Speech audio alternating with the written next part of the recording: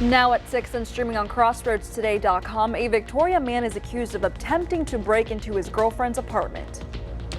A Border Patrol chief says 90% of migrants who entered the U.S. illegally recently were deported. And tomorrow is the 1-year mark since the deadly Uvalde school shooting.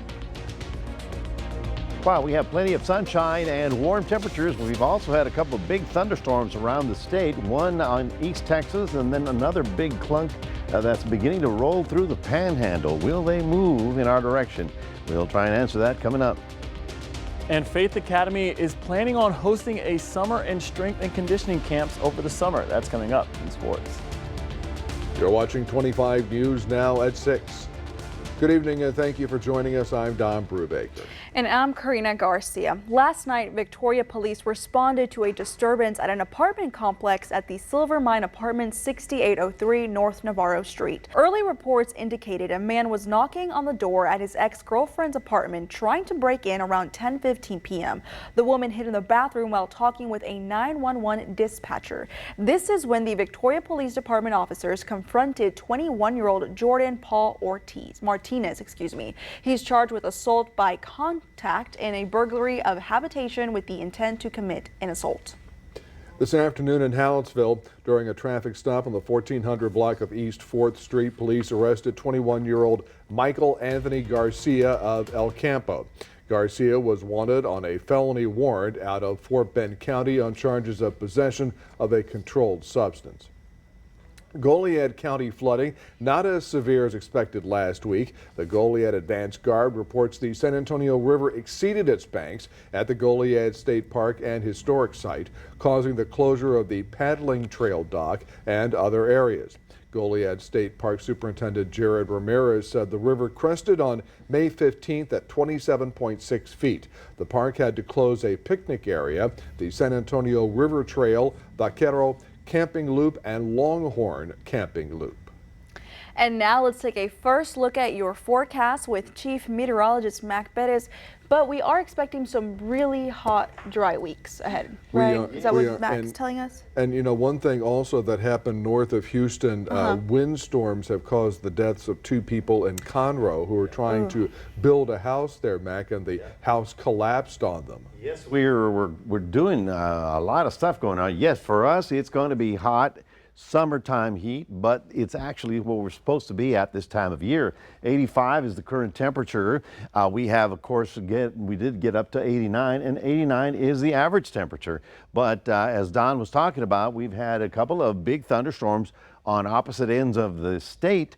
Will they be affecting us over the rest of the week? Well, that's what we'll be trying to answer for you coming up in just a few minutes. Back to you. Mac, thank you. The Texas Tribune was reporting that Attorney General Ken Paxton is calling on House Speaker Dade Phelan to resign.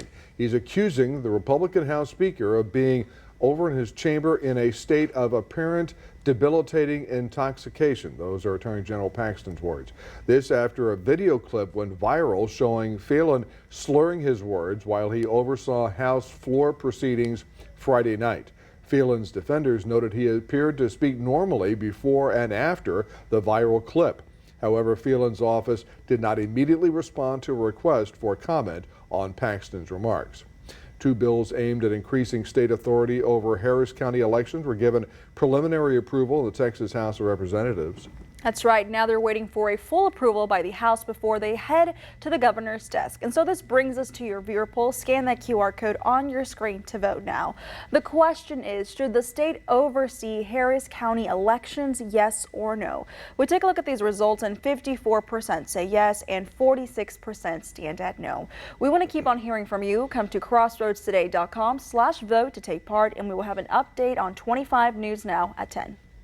On February 13th, the community health systems let their hospitals know, including DeTar Hospital, some patient data was exposed as a result of a security breach involving Fortra's Go Anywhere platform. That's a third-party vendor that facilitates secure file transfers.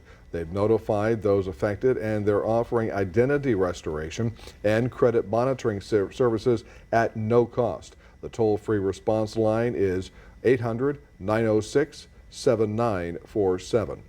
The city of Uvalde preparing to mark the anniversary of the Robb Elementary School shooting.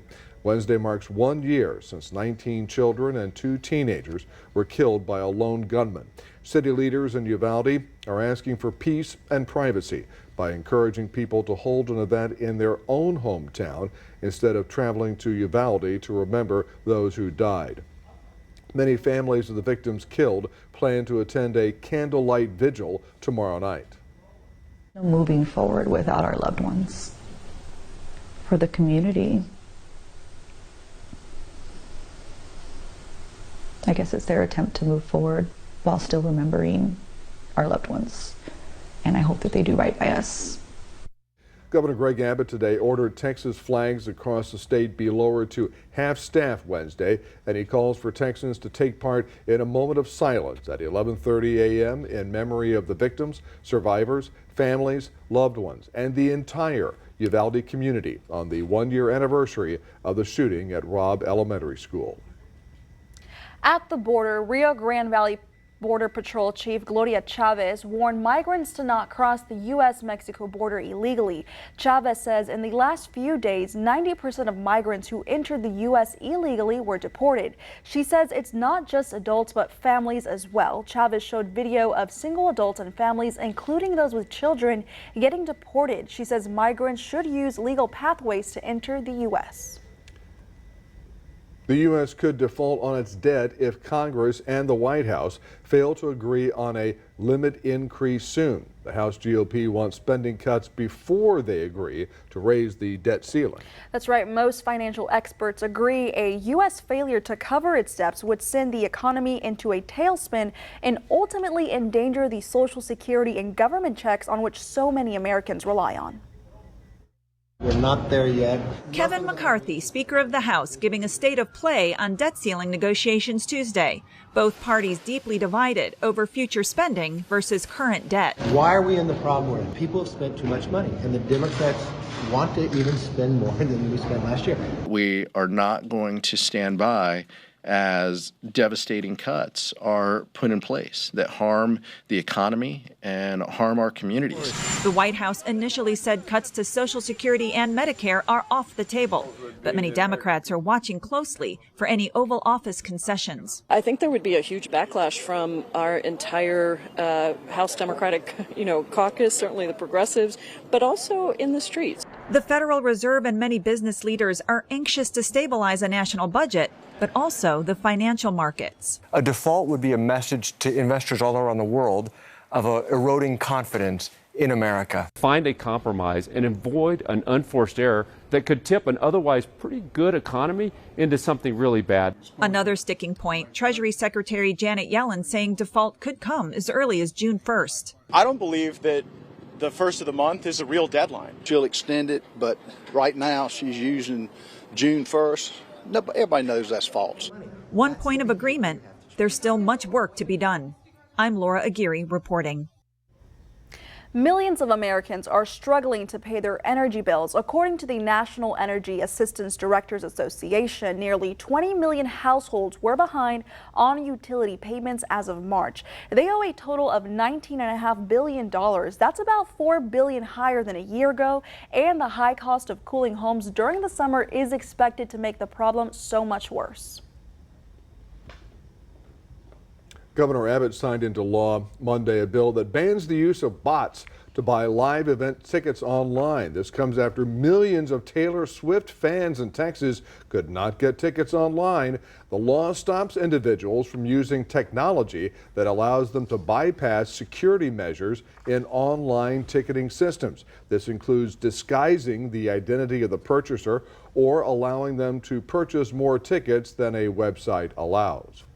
Join us Monday, June 5th for Storm Prep 2023 at 6:30 p.m. The show airs right here on KAVU TV. That's right. You can see how hospitals prepare for hurricane season and what they do when their facilities anticipate power issues. We hope you'll join us. And stay with us. Coming up on 25 News now at 6, a small town in Mississippi mourns following a shooting after a concert Sunday. Also ahead, a new CDC report shows HIV infections have gone down.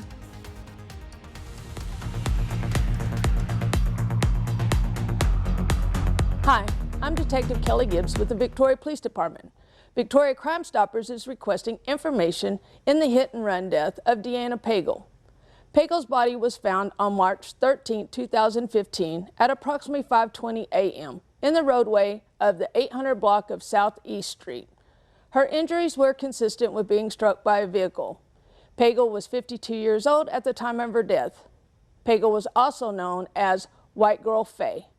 If you have any information about Pagel's death, please call Victoria Crime Stoppers at 572-4200 or submit a tip by using the P3 Tip app on your Android or Apple device or by visiting our website at www.crimestoppersvictoria.com.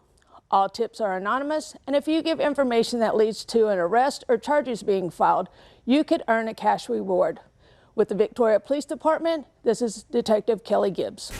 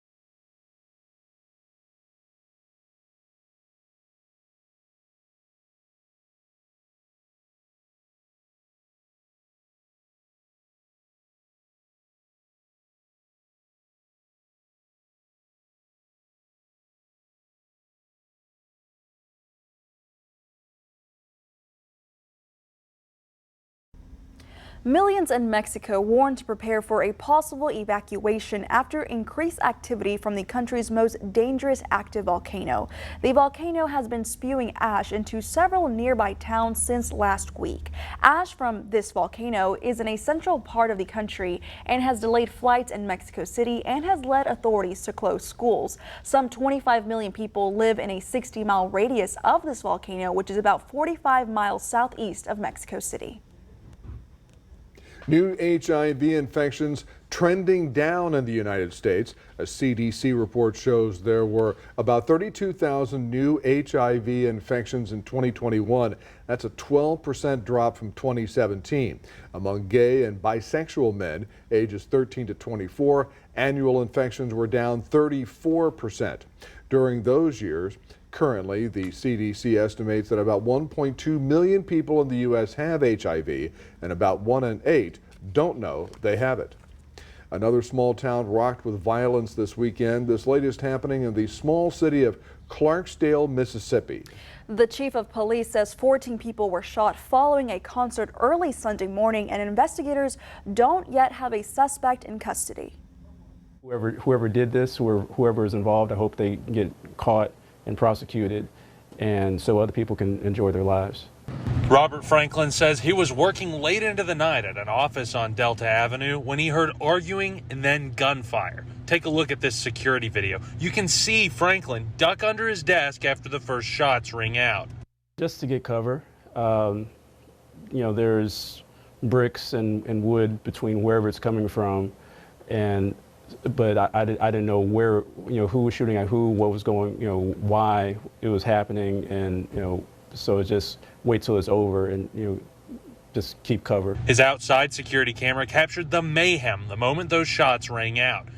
He says the shooter was under the awning to the right of your screen, just feet away from where he was hiding. You can see people sprinting away and cars peeling out in every direction to escape the shootout.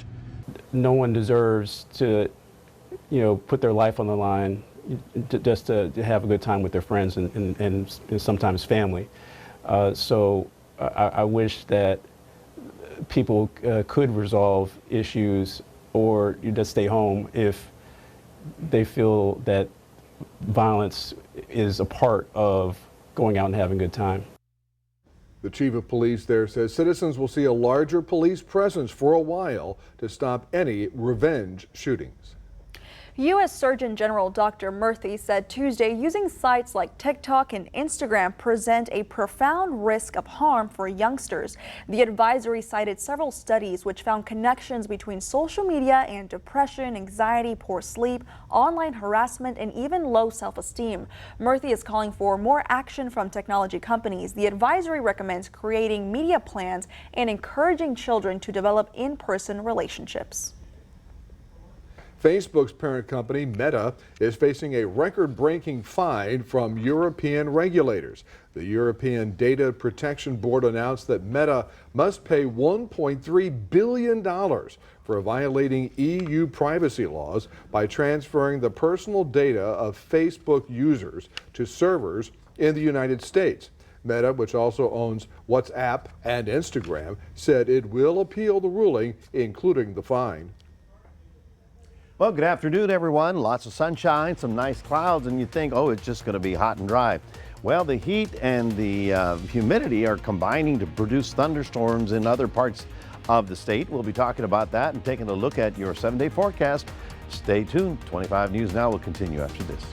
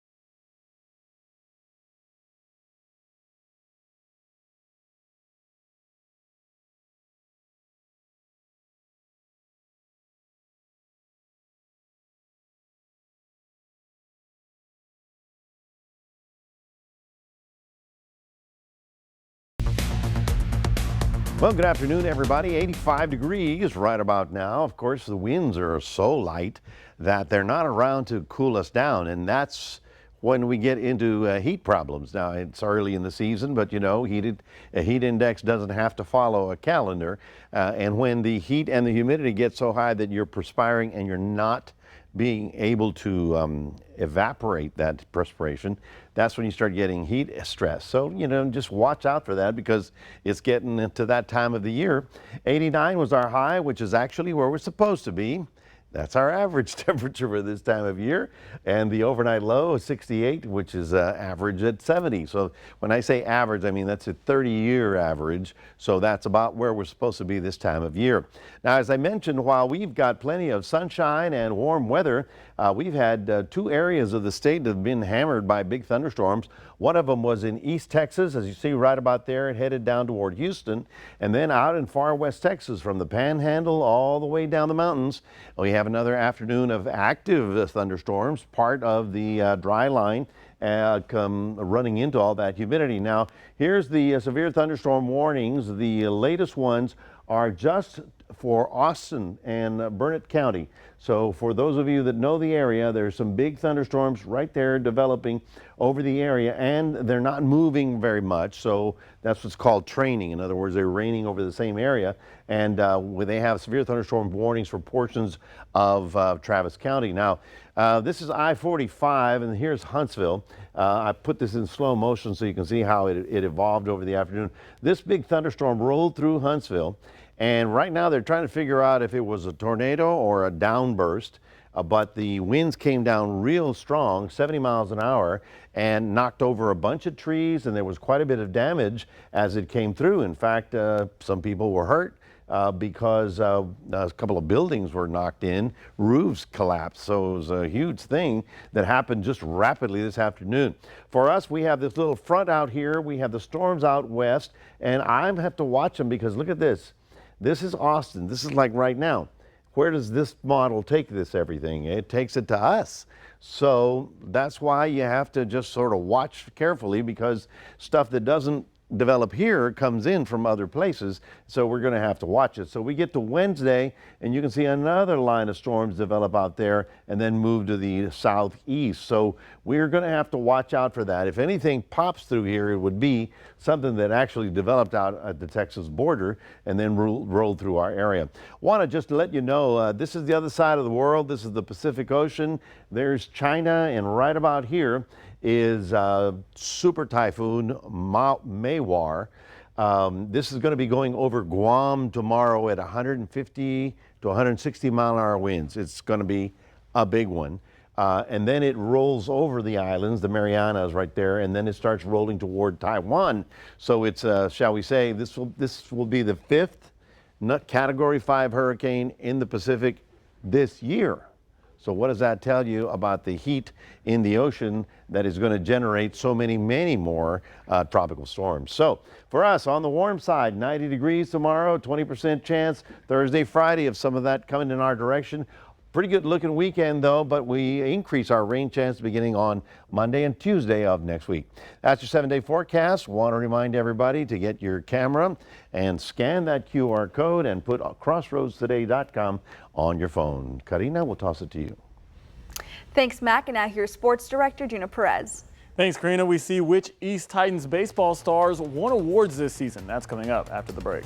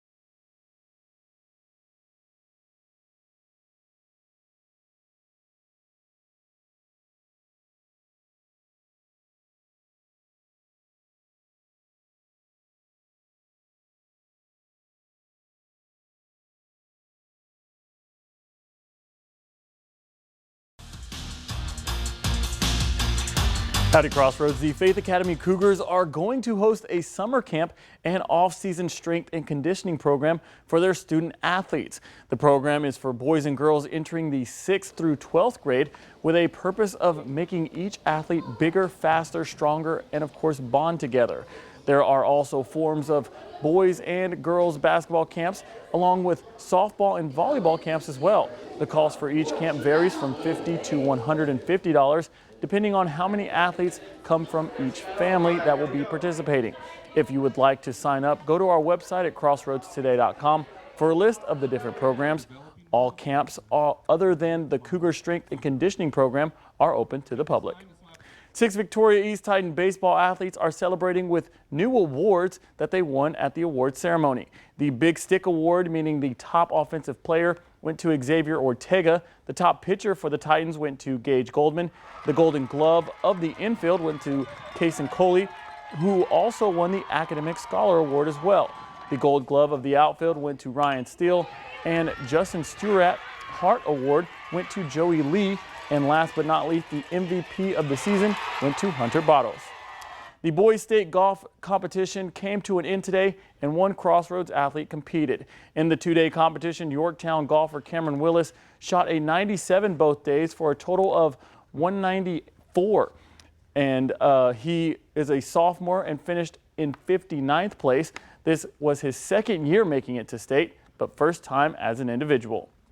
Retirement could be on the table for LeBron James. After 20 incredible years in the NBA, LeBron James has added to speculation he could finally be retiring. It comes after the Los Angeles Lakers were swept by the Denver Nuggets Monday in the Western Conference Finals. After the game, James told reporters, quote, "We'll see what happens going forward with the game of basketball. I've got a lot of thinking to do." End quote. Despite the team's elimination from the NBA playoffs, James' Game 4 performance showed he could easily continue his career if he wanted to. The 38-year-old played all 48 minutes, scored 40 points, grabbed 10 rebounds, and dished out 9 assists. Golf legend Tiger Woods has withdrawn from the next month's U.S. Open at Los Angeles Country Club as he recovers from a recent surgery as well. The U.S. Golf Association's announcement come after the 47-year-old Woods missed last week's PGA Championship. He hasn't played at the U.S. Open since 2019. Woods last competed at the Masters in April, but withdrew before a resumption of the weather delay in the third round. He pulled out due to a re-aggravation of his plantar fasciitis, a tissue inflammation that is caused in the heel. It is not clear if he will play in the fourth and final major of the year, the Open Championship in England in July. Well, that's your sports. Don and Karina, back to you. Thanks, Gino. We're back in a moment. A skateboarder goes coast to coast to set a Guinness World Record and to raise money for a charity that's close to his heart.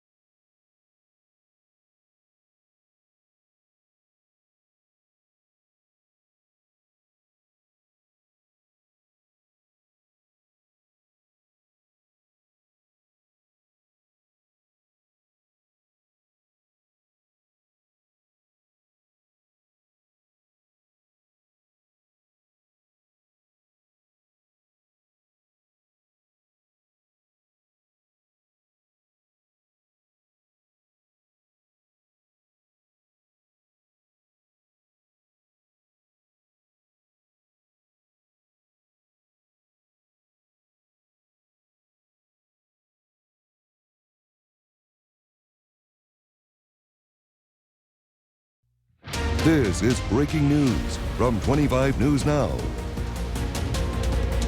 Breaking news now, this video just in, a crash happening just a few moments ago involving an 18-wheeler. This is off the Zach Lentz Parkway near Houston Highway. We are told that one person has been taken to the hospital. We have more information coming up on our website, crossroadstoday.com. And finally tonight, from coast to coast, it was quite a ride for skateboarder Chad Caruso. A Guinness World Record trip for Caruso and his skateboard that took 57 days and covered 3,000 miles. Started in Venice Beach, California, ended Friday in Virginia Beach, Virginia. A quarter of the money raised from Caruso's trip will go to a nonprofit youth drug prevention program. He credits skateboarding for his sobriety, which started 6 years ago. Man, that's a lot of rolling coast to coast. That's a lot of hard work on the roadway and having to push.